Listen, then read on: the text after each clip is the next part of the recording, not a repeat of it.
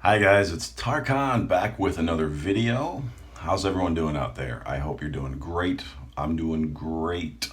I'm back here today with to talk about a comment that was left recently by one 𝗙Sie𝗂𝗿 𝗖𝗎𝗄𝗏. Hi Natasha.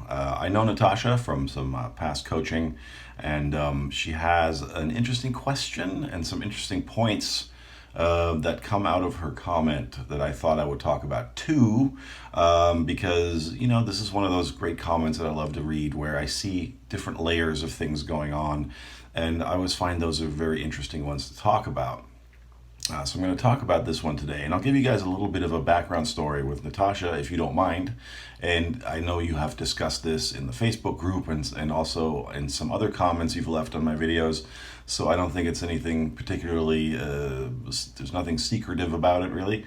But basically Natasha has a specific person in mind that she has wanted to manifest. And what happened one day is that she saw somebody on the bus who looked exactly like her specific person.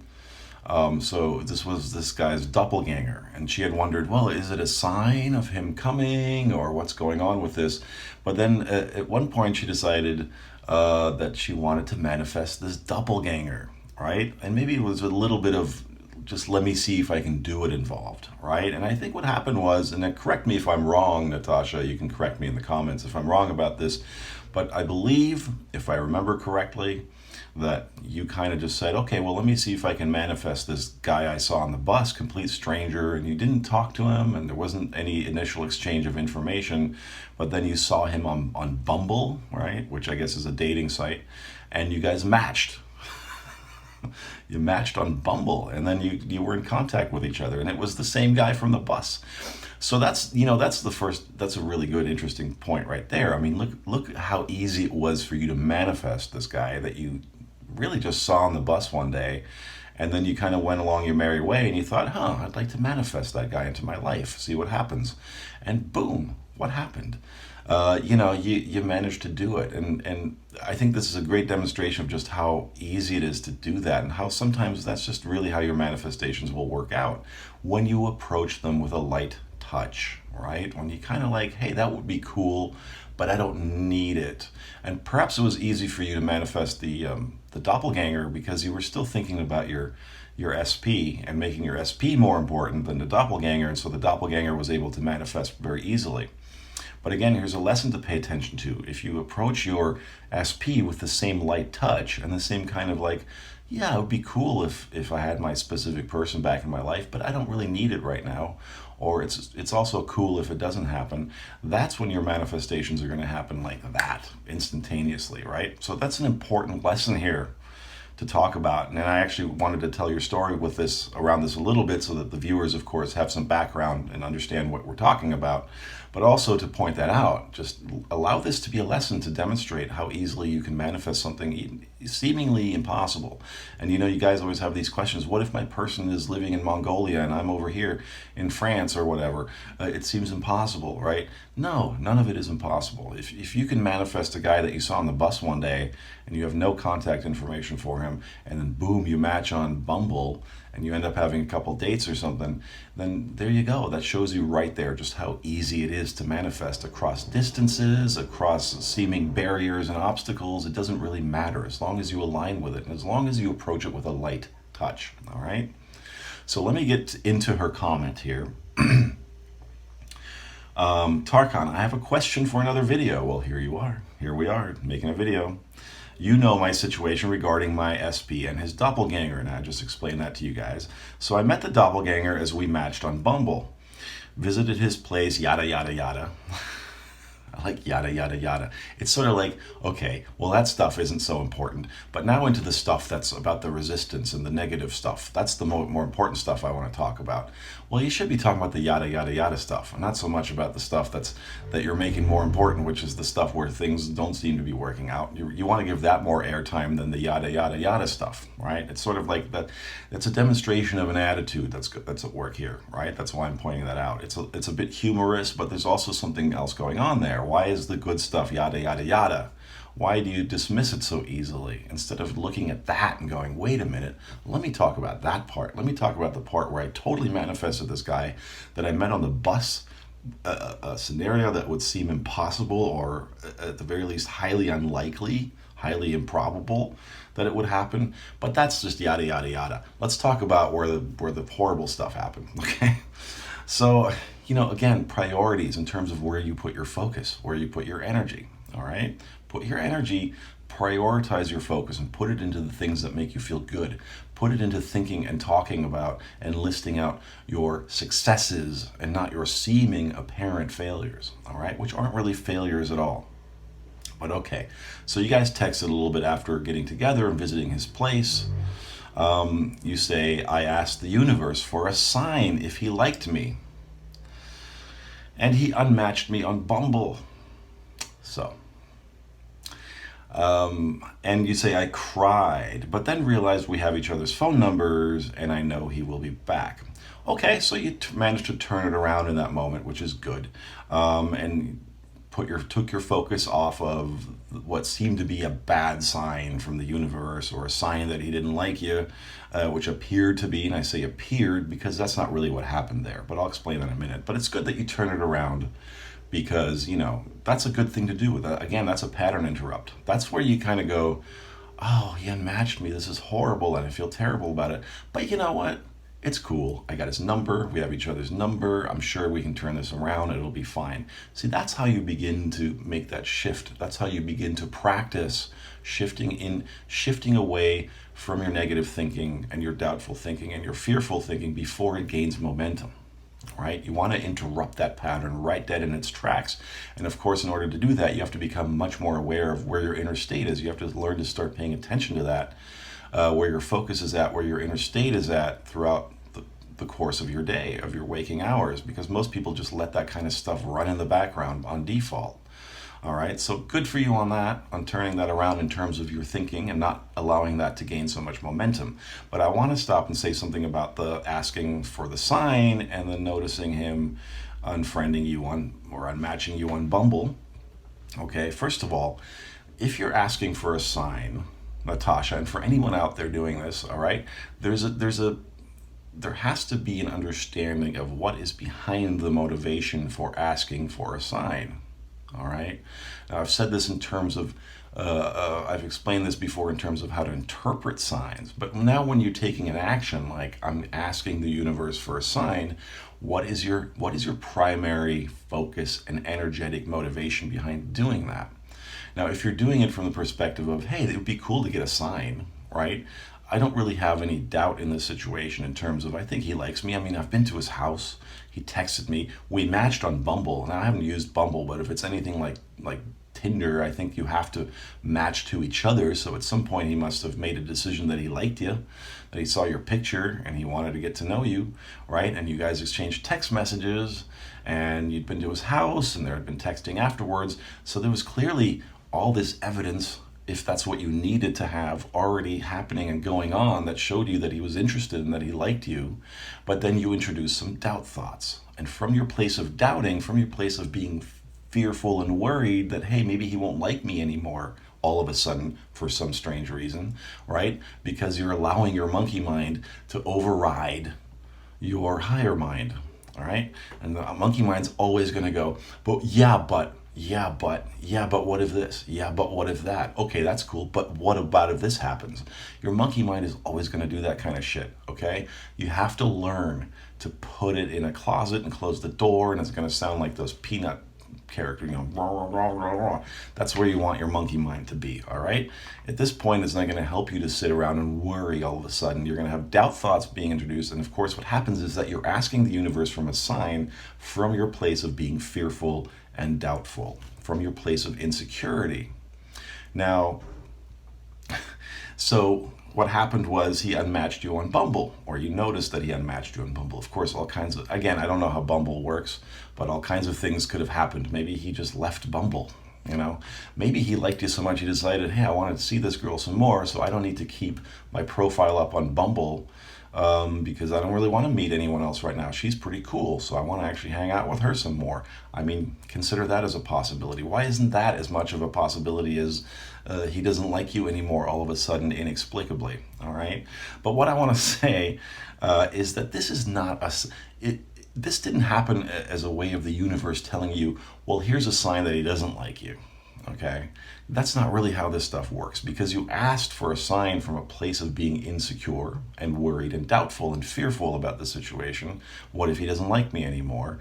What's happening then is that you're getting a direct reflection about that sentiment, about that energy and that focus back from the universe, from your physical reality, which is a mirror. It's a third-dimensional mirror that is constantly feeding back to you your predominant inner state in any given moment, but also over the course of most of your waking hours, right? So if your predominant focus in general about life is, when's the other shoe going to drop? Why should people like me? I don't have any sense of my self-worth. I don't think I'm worthy of this, really. This guy seems to like me, but it's probably just a fluke. Something's going to happen to change his mind, or he'll find out I'm a phony, or he'll find out, why did I like her to begin with? Why did I like him to begin with? You see, that's your overriding belief system about yourself.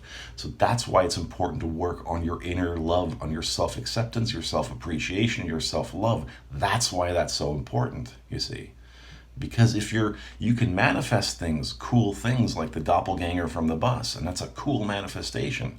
But if your overriding belief system, if your overriding program that you have running in your head by default is one that says, I'm not really worthy of this, it's just a fluke and it's going to end anyway, it'll go wrong, those your fears will bubble up as a result of that, in response to that. And what's going to happen is you'll manifest something cool for a little while, and then suddenly it seems to go south inexplicably.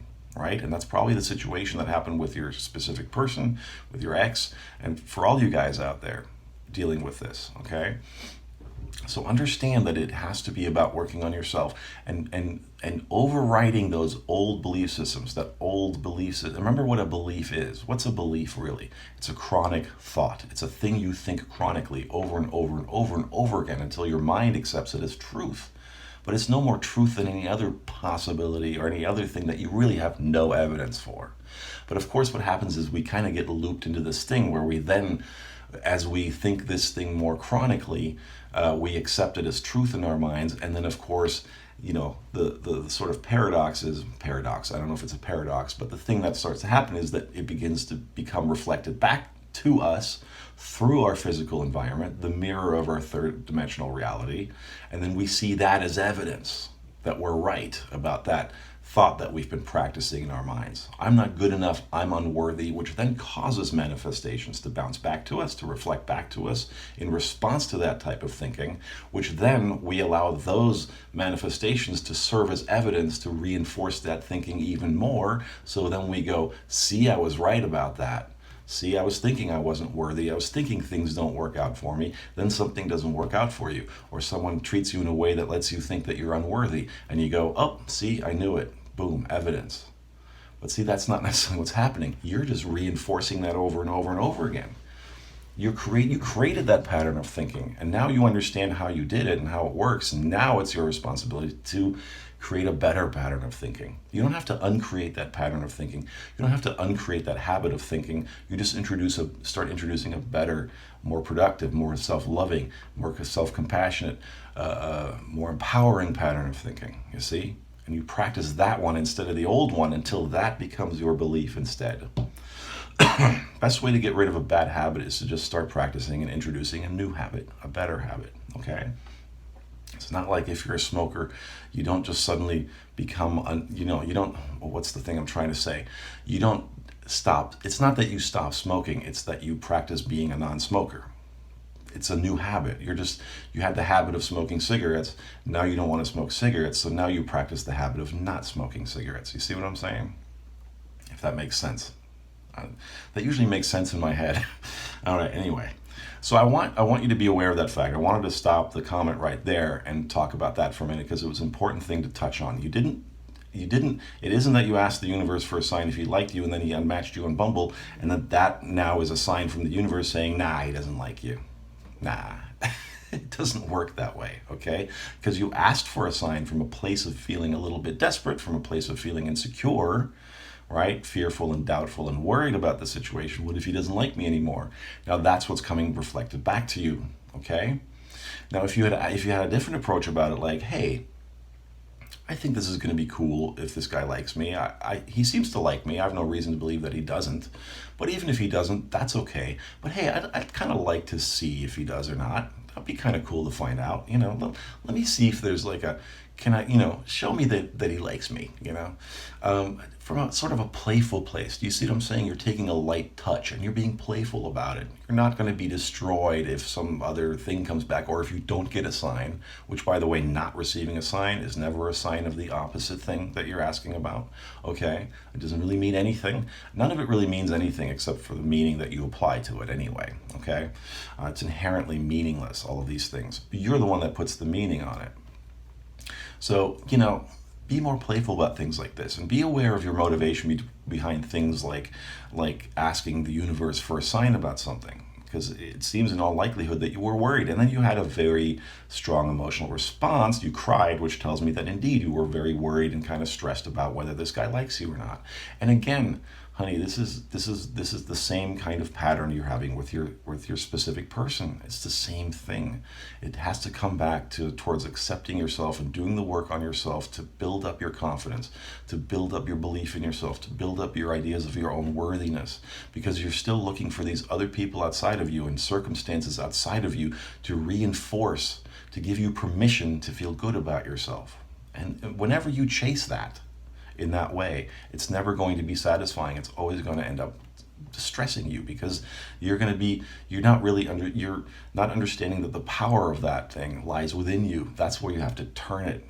All right? If you're going to go chasing things like, I need the money so I can feel good about myself, I need this person to love me and text me all the time so I can feel good about myself, it's like doing things ass backwards. Okay? You have to become happy first, and then the happy things that match that will come into your life. You can't go, I'm unhappy, now I need to cast about outside of me for things to make me happy, to fill that space, because those things are just going to be like a drug. They'll give you a little dopamine hit for a while. They'll give you that high for a little bit, and then that high will wear off, and you'll keep needing that next hit to get back to that high. All right? And then you become obsessed. You become addicted to those things. You become addicted to the attention, to the loving attention, to the text messages all the time. And suddenly when that's turned off, it's like we feel like a junkie, all right? Because please give me the next hit. I can't feel good until I have that next hit. So you need to start turning this inward. You need to stop looking for the hit out there. And you need to build a foundation inside yourself that says, I'm worthy, I'm good enough, I'm loving, I accept myself, I deserve this, all right?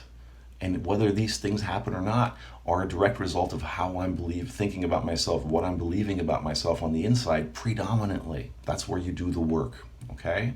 And then those things will come in. It'll be just like the floodgates opened. You won't be able to stop people showing you those things, because they'll be showing it to you in direct response, as a direct reflection of the change that you've made on the inside in terms of how you view yourself, okay?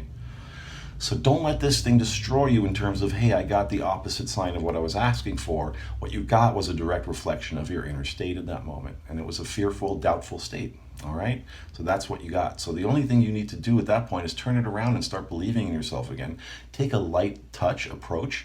Take a playful approach to these things. Say, it'd be cool to have that. It's okay though if I don't, because I'm happy in myself. I don't need other people to make me feel good about myself, because I can do that for myself, you see?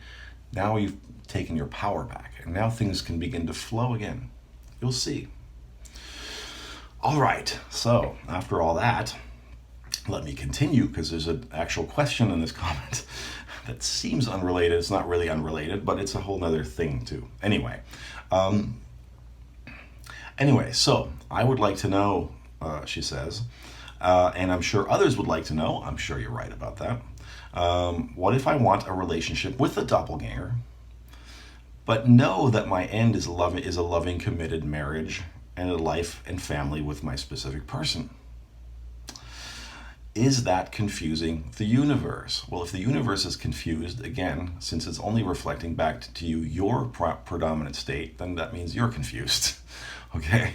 If the universe is giving you mixed results, that means you're putting out mixed energy and focus. All right, that's really all it is, because it's a mirror. It's reflecting back to you. So how do I and others go about manifesting both? Well, in this case, you need to unconfuse yourself. You need to become very clear about what it is you want. So what do you want? The doppelganger just as a side thing?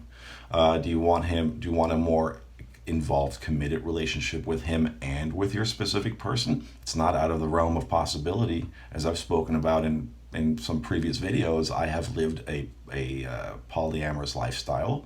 I attracted those situations at a time when I was just curious about it. Really, I was curious about it. I thought, that'd be kind of interesting. I'd come out of a long relationship that didn't end so well. I wanted to kind of play the field, but I also didn't really like the idea of just dating and having sort of one-night stands and the kind of thing. It's not really something I'm that into.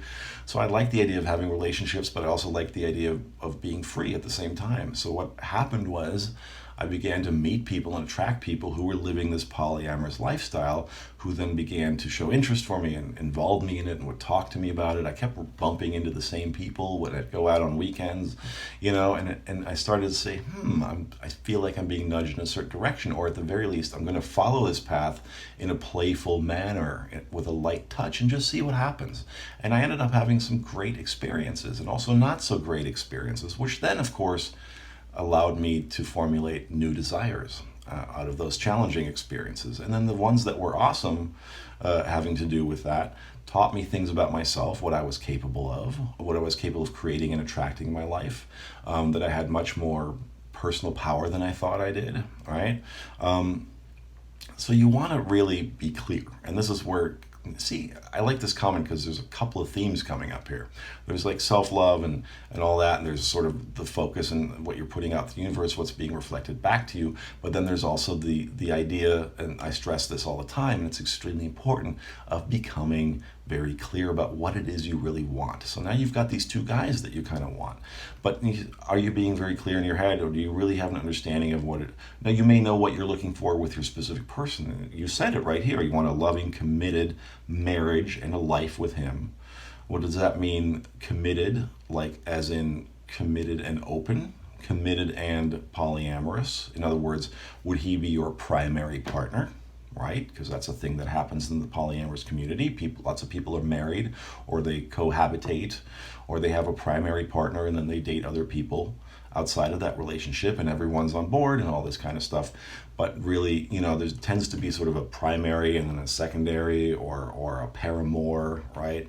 So you have to understand, if that's the lifestyle you're looking for, of course you can manifest that. I mean, really, there's no difference in terms of manifesting the one person or maybe multiple people for you to date. It's the same thing, but you have to become clear about what it is you want out of your relationship with the doppelganger, and specifically out of your relationship with your SP, and how would that, and then start imagining what that lifestyle would look like, right? What would that feel like? What would that look like? Will you be living with your SP and then dating the doppelganger on the side? Will you live alone and then just date them separately? I mean, you have to become clear about it. And, I can think of 100 different possibilities and combinations to go through here, and I'm sure you can as well. But the real simple answer to your question is yes, of course you can do it. And no, it's not confusing the universe. If the universe seems confused to you, it's only responding to your own inner confusion about this.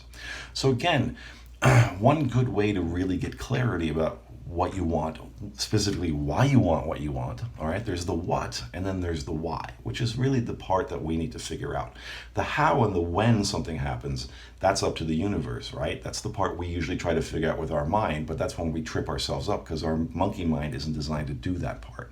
So what you need to do is that once you know the what you want and then the why you want it, that makes it easier for the universe to give you the how and the when. Right? That's usually when things flow and actually manifest very quickly for us. But you have to first become clear.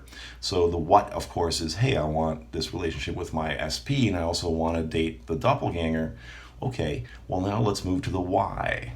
How is it you want to feel? That's the real why. Okay, because I've said this before and I've stressed this before, for anything that we desire in our lives, whatever it is, a relationship, money, anything, good health, we're after a certain feeling, we're after a certain state of being. That's the real motivation behind the desire. How do you want to feel, right? If I want good health and I'm deciding that desire from a place of feeling ill, well, what does that mean then, having good health? Having energy, feeling energetic, feeling alive, right? What does it mean to be in a relationship for you? Feeling loved and adored, right?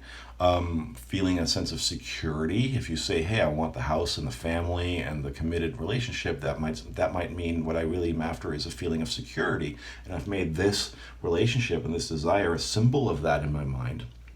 Nothing wrong with that, but you need to get to the actual source of what it is you want. What's the state that you're after? And my guess is once you sit down and really think about that for yourself, you're going to understand and see the connection between the doppelganger and your SP. And probably it's the same thing that's happening there.